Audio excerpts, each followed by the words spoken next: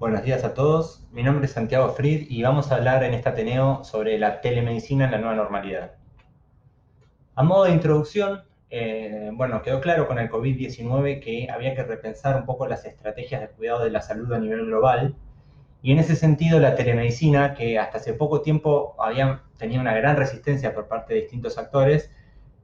permitió mantener la continuidad del cuidado de la salud durante todos estos meses. Sin embargo, es importante no ver a esta como una solución temporaria en tiempos de emergencia, sino entender que es un método conveniente, seguro, escalable, efectivo y hasta ecológico para la provisión de cuidados de la salud. La pregunta que nos trae este Ateneo es, ¿cómo pensamos que va a continuar una vez que se resuelva la pandemia?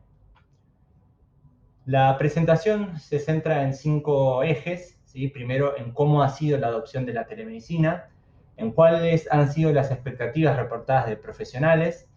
en las barreras que hay que superar, ya sea en términos de licencias, de pago por la prestación, de seguridad de la información y de todo lo que es educación y certificación de los profesionales. Luego vamos a hablar sobre la telemedicina en guías de práctica clínica y en ensayos clínicos, y finalmente cuáles son los modelos que se proyectan a futuro. No nos vamos a centrar en una revisión bibliográfica de cada uno de los trabajos de la bibliografía, sino que vamos a hacer un repaso sobre los tópicos que abordan cada uno de estos. En cuanto al primer punto, la adopción de la telemedicina, sabemos que el punto crucial es el espacio que hay entre la adopción por parte de unos pocos visionarios y la aceptación de una mayoría temprana de pragmáticos. El NHS del Reino Unido tiene un plan a largo plazo que dice que el cuidado de la salud por vías digitales será mainstream, ¿sí? Sería como una vía principal. Y asimismo, hace un año, un informe de Business Insider Intelligence pronosticó que el mercado global de la telemedicina crecería a un ritmo del 19% anual para subir de 38.000 millones en 2018 a 130.000 en 2025. Y esto, insisto, era antes de la pandemia. También es de relevancia ver que la generación millennial, que en Estados Unidos, por ejemplo, compone el 50% de la fuerza laboral, es el segmento que más crece en ella y es a su vez la que más acepta y solicita telemedicina como vía de atención. Sin embargo, no queda muy claro si el uso aumentado de telemedicina durante la pandemia va a persistir una vez que se resuelva. En este sentido es interesante lo que ocurrió en Estados Unidos. Acá vemos un artículo que trabaja sobre un financiador en particular, pero son casos que se han visto en distintos lugares, cómo se partió de adopciones bastante bajas de telemedicina o nulas previas a la pandemia y en las primeras semanas de abril lograron llegar a un pico relativamente alto, considerando el basal desde el que se partió, llegando a cerca del 16% en algunos casos. Las líneas que ven de colores tienen que ver con la cantidad de profesionales que tiene cada uno de los centros en cuestión. Entonces, los más grandes serían la verde y los más pequeños son la celeste. Sin embargo, luego de ese pico empezó a declinar y se estabilizó cerca de la mitad de lo que había llevado, ya en números bastante bajos. Y en este sentido, bueno, hay distintas presunciones acerca de lo que puede haber ocurrido, pero pareciera que, digamos, es necesario adecuar los flujos de trabajos, evaluar los casos de usos de solicitudes de estudios, de recetas, de turnos, de tener ciertos protocolos, la necesidad de incorporar tecnología, de capacitar a usuarios, y la realidad es que muchos en los contextos de dificultades económicas severas que atravesaron durante la pandemia, les preocupaba la sostenibilidad financiera de la telemedicina y la necesidad de invertir en ella significativamente quizás no la veían. De hecho, por distintos problemas que se han tenido con la tecnología, en muchos casos se cambiaron al teléfono como vía de atención, mientras seguían las restricciones y luego a medida que las restricciones disminuyeron pasaron a presenciales. Acá vemos algo similar, ¿sí? Cómo afectó la pandemia a la cantidad de visitas ambulatorias, y vemos que la línea naranja parte de un 0 y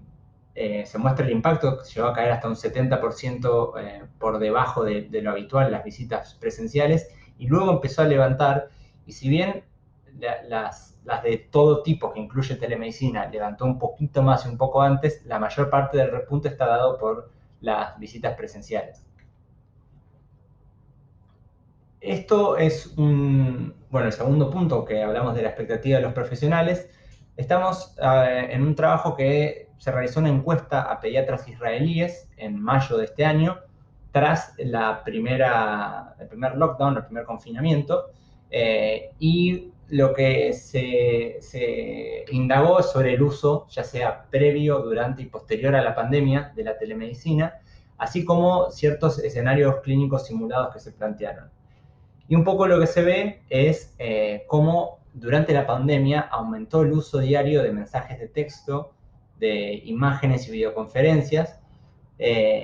Pueden ver que en cada recuadro de color se ve cómo eso aumentó desde un previo que en algunos casos era relativamente bajo, particularmente para las videoconferencias, y aumentó bastante durante el COVID. Y luego cuando se les preguntaba cómo creían que continuaría, cómo estimarían que sería el uso proyectado tras la pandemia, la mayor parte indicó que iba a bajar bastante, en algunos casos a ubicarse cerca de los valores pre-pandemia y en otros casos un poco más elevado. Pero si vemos, por ejemplo, la videoconferencia, ¿sí? Vemos que se partía de un 1,2% y se estimaba que llegue a un 5,3% tras la pandemia.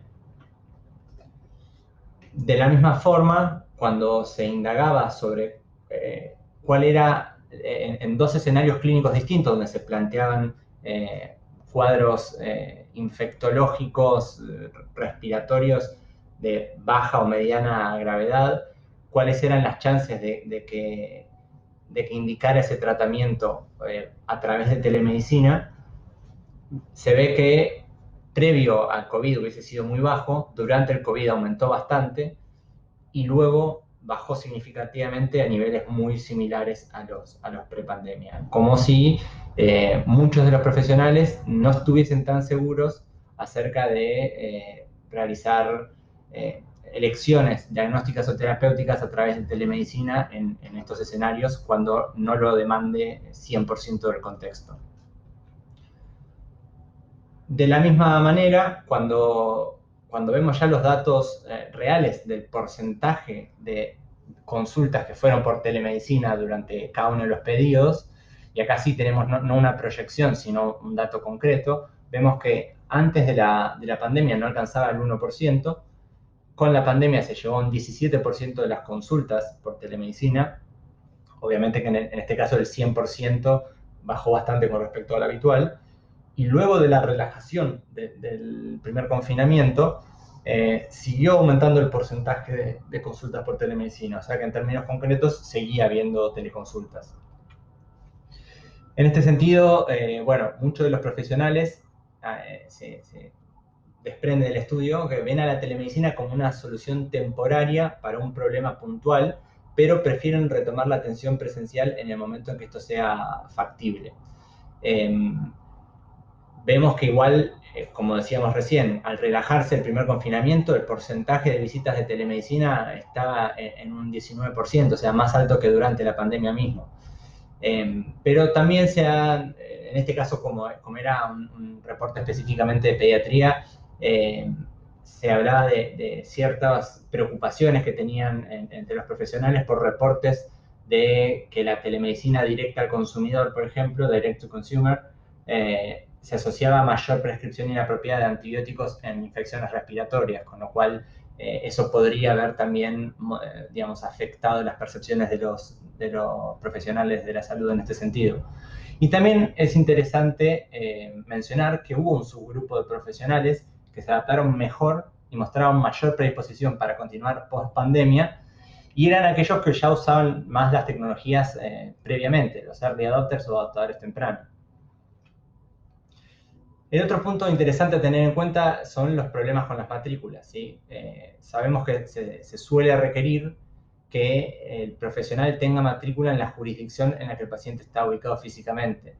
El tema es, ¿esto debería cambiar? Habría que considerar la ubicación del profesional, la ubicación de la institución, de los servidores. ¿Qué pasa entre estados y provincias distintos dentro de un mismo país y qué pasa cuando esto se da entre países distintos. Se ha hablado también de la posibilidad de, digamos, que se generen licencias federales de telemedicina que puedan, digamos, paliar el problema de de la interjurisdiccionalidad dentro de un país, pero ya cuando hablamos de distintos países, esto aún no resolvería el problema. El otro punto central y que ha sido una barrera significativa para la adopción de la telemedicina desde siempre, ya está muy reportado en la literatura, es el pago de las prácticas. Sabemos que la telemedicina puede ser menos atractiva financieramente, básicamente porque tiene altos costos de implementación, tiene costos de mantenimiento y en general el reembolso para las consultas presenciales solía ser menor, particularmente antes de la pandemia. Y sabemos que todos los cambios que tienen que hacerse en las políticas de pago en distintos lugares del mundo suele involucrar al poder legislativo. Esto ralentiza muchísimo las modificaciones que son necesarias en un contexto muy cambiante. Además, así como habíamos mencionado para el problema con las matrículas, también los pagos entre distintas jurisdicciones pueden ser un problema, aun cuando el financiador es el mismo. Y también algo que se menciona en la bibliografía y es interesante de considerar son los conceptos de equidad de pago versus paridad de pago. Durante la pandemia se apuntó a una estrategia de paridad de pago, es decir, que se pague por la teleconsulta lo mismo que lo que se paga por una consulta presencial. Esto, bueno, en muchos lugares del mundo ha sido así y también tiene que ver quizás con el no haber llegado a la pandemia con más códigos de práctica, digamos, validados, con financiadores que los acepten, con contratos específicos. Y bueno, la realidad es que en muchos lugares el pago por una teleconsulta llegaba a ser el 50% que de una consulta presencial. Eso en los que tenían algún código y ya lo aceptaban. Con lo cual, si no se migraba a algo, una estrategia de paridad de pago, iba a ser difícil que se adopte rápidamente como era necesario para mantener la continuidad del cuidado en salud. Sin embargo, algunos autores abogan por una estrategia más de equidad de pago, argumentando que debería reflejarse el costo del servicio, habría que evitar pagos bajos que sean insuficientes para cubrir los gastos, pero también se habla de evitar los sobrepagos en los casos de que los profesionales durante una sesión de trabajo hagan más consultas, ¿sí? También tendrá que ver con si los financiadores pagan por tiempo de trabajo, por práctica, etc. Es también interesante hablar sobre lo que es la creación de nuevos códigos de práctica, porque en muchos lugares, y eso nos pasa también a nosotros en Argentina, no, digamos, hay una necesidad profunda de modificar y crear nuevos códigos y de instar a los financiadores a adoptarlos. Y a modo de ejemplo, el año pasado, es decir, ya antes de la pandemia, en Estados Unidos se aprobaron para el 1 de enero del año que viene nuevos códigos de evaluación y manejo de los que son EM de Medicare, y esto es como a modo de ejemplo, ¿no? Pero se empezaron a agregar algunos de los siguientes: los servicios de evaluación y manejo digital, los check-ins virtuales, ¿sí? Que son casos donde los pacientes inician una consulta sin saber si eso va a derivar en una atención presencial o no, la evaluación remota de videos o imágenes enviados por un paciente, el reporte de monitoreo fisiológico remoto y servicios de manejo de tratamiento, interconsultas por teléfono, internet o historia clínica electrónica que pasan a ser iguales a las personales o presenciales. Y en todos estos casos lo que hay es la formalización de códigos que generan un pago a los profesionales por trabajo que hacen normalmente y que hoy está por fuera del circuito de facturación habitual. Y esto suele incluir a veces un ida y vuelta con los pacientes, un determinado tiempo dentro del cual tienen que revisar y dar una devolución o un contacto por alguna vía segura que sea.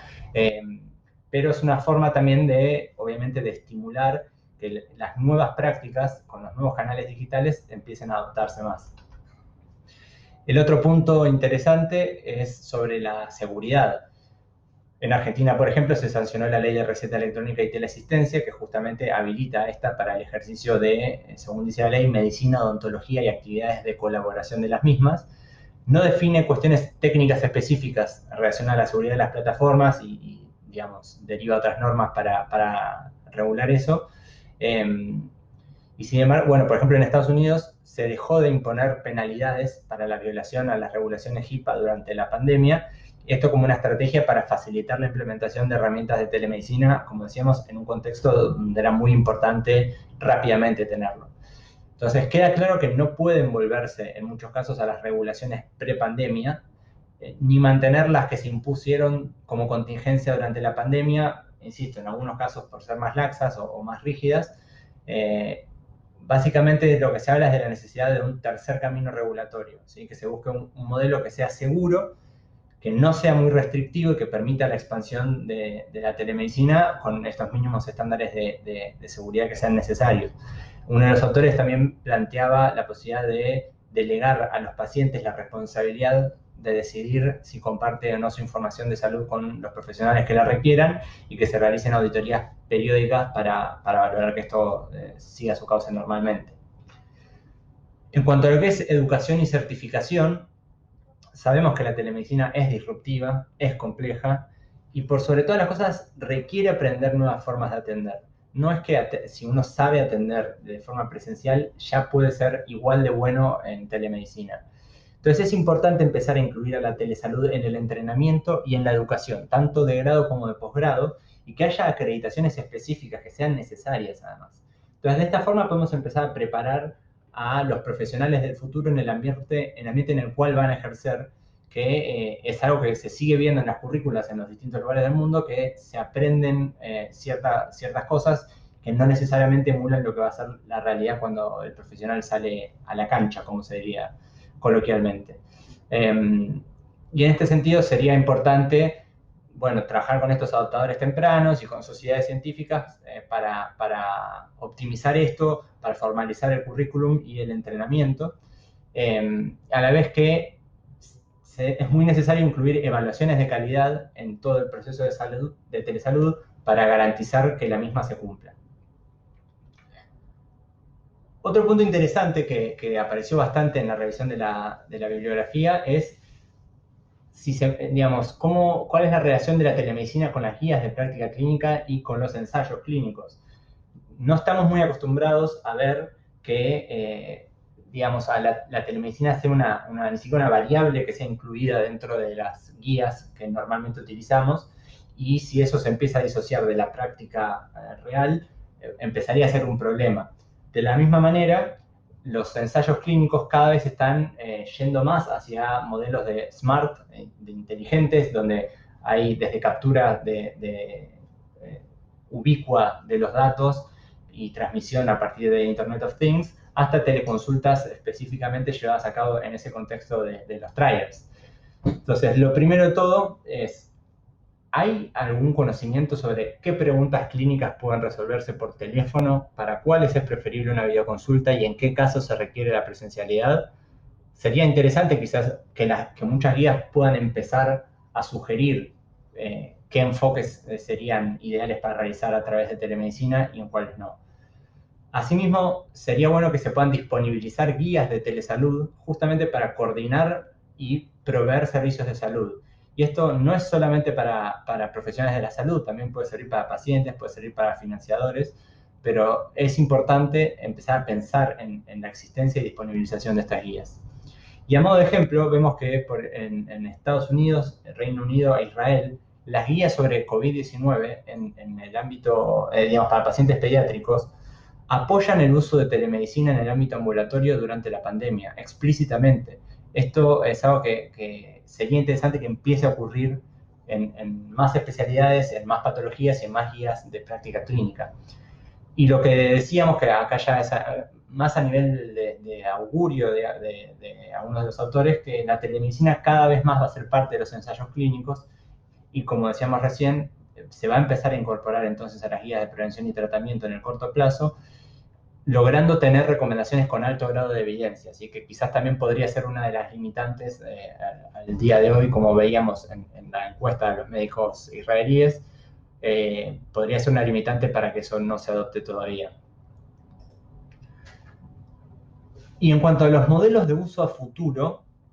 bueno, el primer punto, sabemos que la telemedicina permite un mayor trabajo transdisciplinario, ¿sí? Cuando hablamos de transdisciplinarios, hablamos de enfermeros, trabajadores sociales, de la salud mental, de fisioterapia, médicos, nutricionistas, y todas las especialidades y las carreras de la salud, y permiten una provisión del cuidado de la salud más centrada en la familia y en el hogar. En este sentido, también es interesante que la industria de la salud se dio cuenta hace rato de que los programas de monitoreo y rehabilitación para el manejo de enfermedades crónicas pueden ser muy adecuados para diversos escenarios clínicos. Y estas modalidades de atención se desarrollaron bastante en estos últimos tiempos. Cada vez más se piensa en los hospitales en casa, o hospital at home, para pacientes con criterio de internación domiciliaria, pero que estén estables y que puedan ser monitoreados a la distancia. También es interesante empezar a rediseñar los modelos de cuidado clínico en el contexto de una estrategia más global del sistema de salud, y esto incluye repensar el rol de los hospitales y de otras instituciones para que pasen a comportarse como hubs, ¿sí? como centros, y reconocer que otras instituciones pueden ser más apropiadas para la provisión del cuidado de la salud. Y esto sí pareció interesante, que se mencionaba desde escuelas o instituciones de servicios sociales que puedan ser también centros que trabajen con el cuidado de la salud, no solamente pensar en algo hospital céntrico. Y también se empieza a pronosticar que así como ocurrió con Internet, que fue, digamos, adaptándose primero en los países del primer mundo y luego se fue a naciones de ingresos más medios y bajos, que en los próximos años se pronostica una explosión de la telemedicina y de su adopción en este tipo de naciones, como la nuestra, con también una idea de que la telemedicina va a llevar el cuidado de la salud desde los hospitales y de las clínicas hacia los hogares y los dispositivos móviles, ¿sí? Y en este sentido se hace una analogía muy interesante que hace Topol en uno de sus artículos con lo que ocurrió en Internet y la banca o las compras, es decir, cada vez se hacen más actividades de banca y menos de ellas se hacen en los bancos, y lo mismo en las compras, cada vez la gente recurre más a las compras online y menos al shopping. Más allá de que la salud no necesariamente es comparable con digamos, estos ámbitos, es interesante la analogía que plantea. Y bueno, los cuidados tradicional y virtual se piensa que van a empezar a integrarse, es decir, que se realizan visitas virtuales que no solo van a sustituir a los chequeos de rutina, sino que pueden llegar a complementar al cuidado presencial. Y esto es lo que se ve en Telestroke, ¿sí? En los casos donde hay valoraciones a distancia por parte de profesionales, unidades de ambulancias que circulan muy equipadas para poder, digamos, hacer la valoración inicial y poder ir transmitiendo a los profesionales y a los centros que van a recibir a los pacientes y poder mejorar la comunicación y preparar la asistencia presencial de manera virtual. Entonces, es también pronosticable que cada vez más condiciones de emergencias, como trauma, como, digamos, patología coronaria y cada vez más condiciones de ese estilo, puedan empezar a aplicar modelos como este de Telestroke, y lo mismo que en condiciones crónicas cada vez se empieza a utilizar más el seguimiento por telemedicina, con quizás visitas presenciales anuales que se puedan hacer todas aquellas prácticas que sean necesarias de realizar de manera presencial, y luego un seguimiento remoto por parte de especialistas. Esto es, bueno, cómo se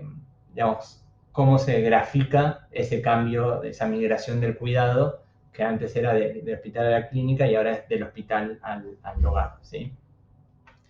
Y un poco para ir cerrando, quería citar a Hutton y Bonardot en 2015, donde ellos, hablando sobre la telemedicina, decían: de hecho, esperamos que se convierta en algo tan común que no tenga nada de especial, que el prefijo tele desaparezca y que todo el trabajo de telemedicina se considere parte de la práctica habitual. Básicamente, que la telemedicina deje de ser telemedicina y pase a ser medicina, o la práctica de cualquier carrera de la salud.